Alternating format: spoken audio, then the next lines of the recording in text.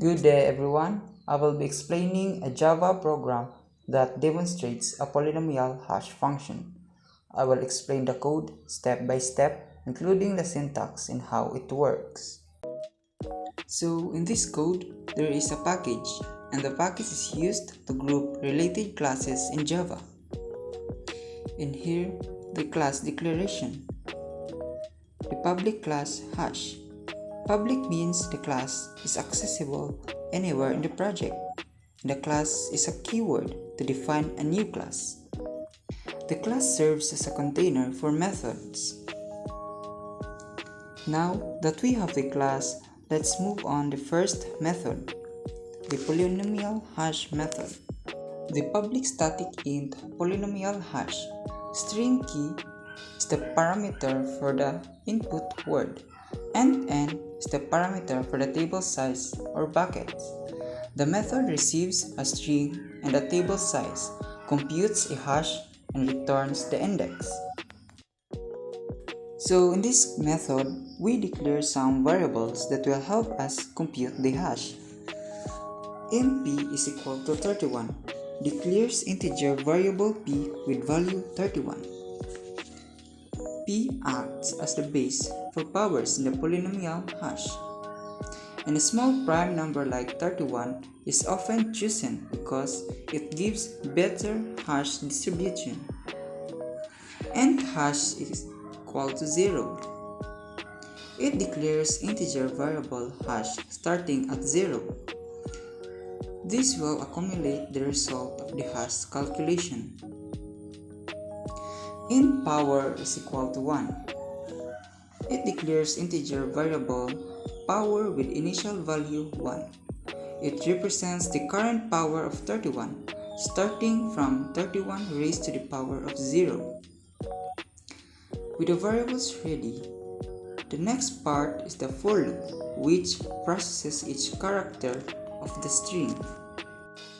A for loop with initialization I is equal to 0 and the condition I is less than k.length and increment I++. It repeats once for each character in the string. We need to process every character of the string to compute each hash. And here, int for char value is equal k.char at I. It calls char at I on the string key to get the character at index I. It converts a character into its numeric ASCII value.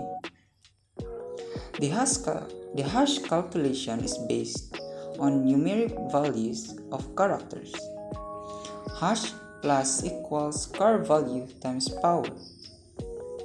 It updates hash by adding char value times power. Each character contributes to the hash, weighted by its position. Power times equals to p. Multiplies power by 31. Moves to the next power of p for the next character.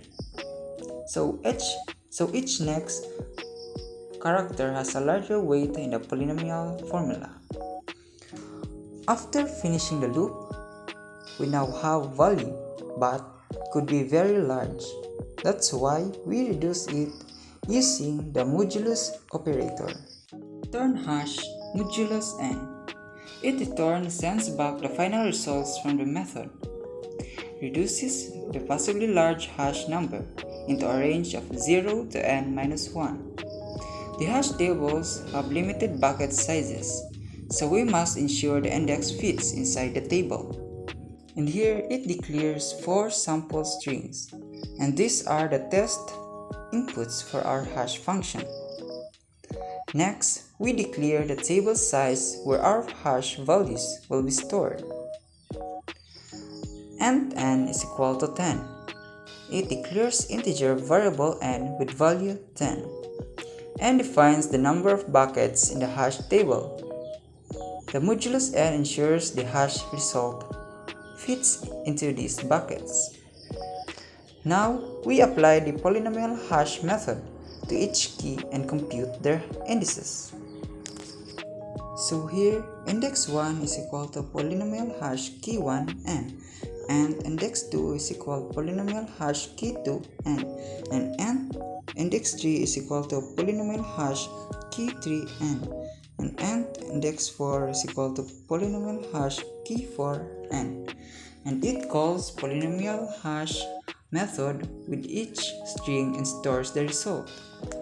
Each call computes the hash index for a different key. It demonstrates how the same method can be reused with different inputs.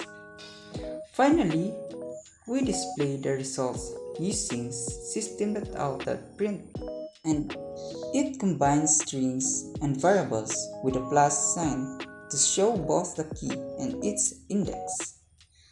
It allows us to see the final results of the hash function. And here is the example output. Key live is in the index 8 and key love is the index 0.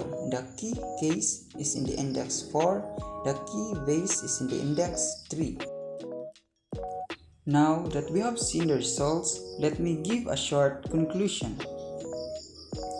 This program shows how polynomial hashing works in Java. Each character is converted to a number multiplied by powers of a prime and added into a hash value. The modulus keeps the result within the bucket range. This technique is important because it allows hash tables to store and retrieve data quickly and efficiently. And that will be all. Thank you.